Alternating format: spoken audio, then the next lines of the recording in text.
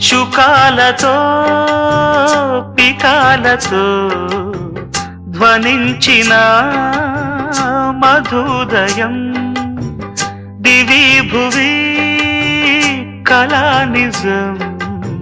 స్పృశించిన మహోదయం మరో ప్రపంచమే మరింత చేరువై